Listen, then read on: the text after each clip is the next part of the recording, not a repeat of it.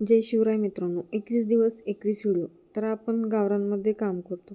आज आपला 4था दिवस. आज आपण आपल्या पक्ष्यांना कडुलिंबाच्या पाल्याचा भात टाकणार आहोत. त्यासाठी आता आपण पाणी उकळून घेतलं आहे.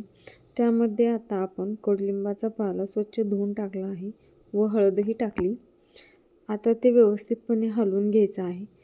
ते व्यवस्थितपणे मिक्स झाल्यानंतर त्याच्यामध्ये तांदूळ टाकायचे आहेत.